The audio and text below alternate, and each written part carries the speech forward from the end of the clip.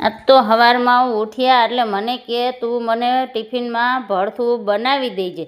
પછી તો મેં ભરથું બનાવ્યું અને ઉપર નાખી કોથમીર. પછી ભરથું તો સરસ લાગે, એનો સ્વાદે પણ સરસ આવે. એટલે ભરથાને મેં તો મૂક્યું સાઈડમાં અને પાપડ લીધો ને મેં તો શેકવાની તૈયારી કરી. પાપડ શેકું તો શેકાતો કેમ નથી, પણ ગેસ ધીમો.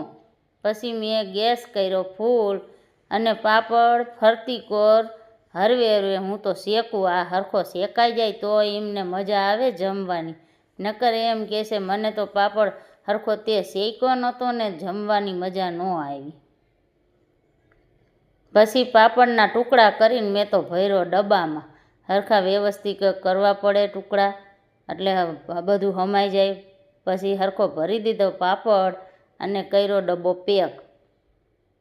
પછી ઘીવાળી રોટલી કરી મેં, અને ઘીવાળી રોટલી કરવું એટલે કૂણી રહે, એમને જમવામાં બપોરે મજા આવે.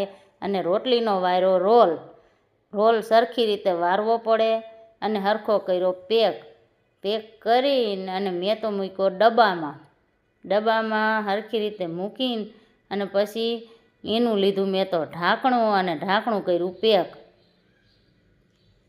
પછી લીધું ભરથું, મેં તો ભર્યું ભરથું. કીધું થોડું ભરથું હોય તો એમને પાછું જમવામાં મજા ન આવે, થોડુંક ઝાઝું નાખવા દે ને એટલે એમને મજા આવે ભરથું ઝાઝું હોય ને તો. પછી ગોળ નાખ્યો, ભરથું તીખું બહુ લાગે, ગોળ હોય તો એમને મજા આવે જમવાની.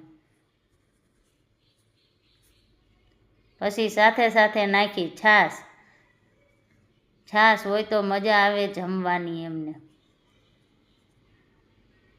અને ટિફિનમાં ડબ્બા કર્યા પેક. ડબ્બા પાછા વ્યવસ્થિત મૂકવા પડે, નકર તો પાછું ઢોરાય તો આડું અવરું મૂક્યું હોય તો ટિફિન આમથી આમ કરે, ટિફિનમાં ઢોરાય. એટલે હરખી રીતે પેક કરવું પડે.